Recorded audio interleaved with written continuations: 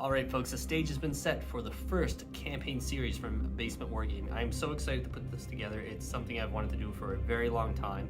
I finally creatively figured out a way to present it, and I really hope you'll enjoy it. There's always so much for me to improve upon as well. I have a whole series of campaigns lined up for all the local gamers in our area to get involved and add different factions into the chaos occurring in the Caldarus system. So for this campaign, this little introductory portion that you've just been caught up on the story now for Peril of Liava and kind of know how things are shaping up to be. It's going to be the Dragonborn taking on the mysterious Tyranids who appeared on Liava, so no explanation has been given. So very strange as how the Tyranids have arrived. So I'm just going to cover the gameplay side of everything, explain a few of the unique rules that I have made. Again, for a lot of these videos too, I'm going to do my best to explain. There's a lot more information as we've discovered prepping for Crusade. So just again, trying to present it in the best way possible for you all. So each video is going to have a link in the video description to the general rules of the campaign, as well as the Crusade sheets for each mission.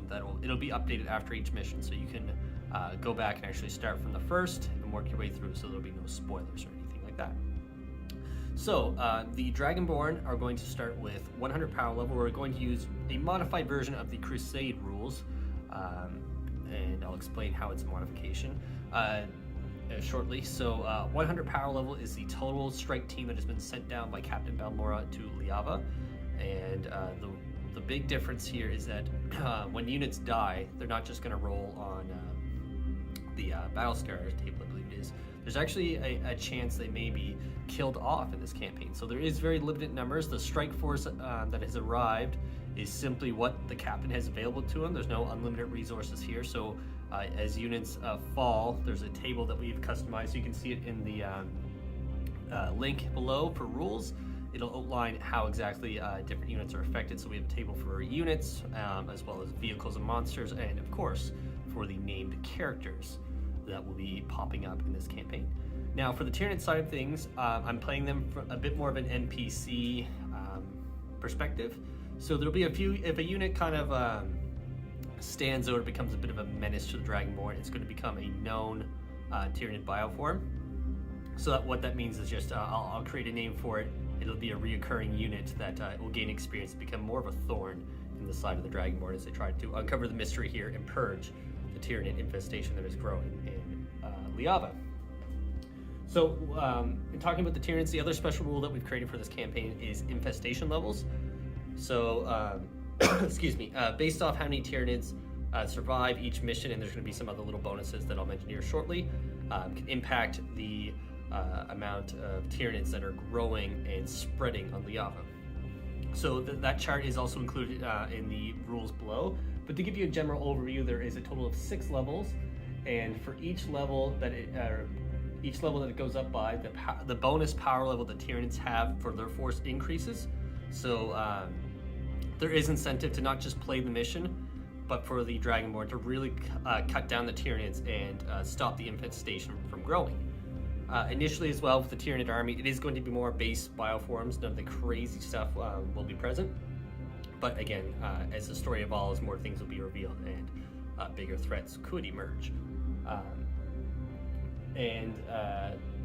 The other thing that I'm kind of adding to this campaign, I really want to create a kind of a system where there's some incentive. I know there's the agendas, we are going to be incorporating them as well for gaining experience, and there's some pretty cool thematic ones, especially with the new Octaria supplement that came out for the Tyranids and Crusade rules there. So some cool agendas.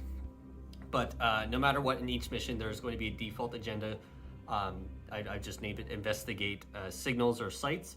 And for the Tyranids, it's just consume certain points on the map. And for each mission, there's 6 objective markers. I'll display it right here for you. These custom markers that we got a long time ago on the channel from Pyrocall. So very cool, they have numbers there. So there's a total of 6. Each item will either be, could be a supply drop gaining bonus RP, or maybe it's a civilian that is taking refuge and the Tyranids could consume it for more biomass or to raise the infestation level or things like that. as well as there's going to be some key campaign information that can be revealed. So not only is it just going to be simply play the mission, the story will evolve at the end of the mission and so on. As we progress in the campaign, there's going to be some choices the Dragonborn will have to make, and uncovering bits of information could influence those particular decisions as well. So it's kind of cool in that regard. It gives a bit more dynamic value to how the Dragonborn want to play the mission. If they just want to go straight for it, they could be missing some key pieces of information and things like that. So I think it's going to be an exciting element to have in the campaign. But on a whole, that's pretty much everything to cover. In each video, as special rules come up, I'll be addressing them at the start of the video.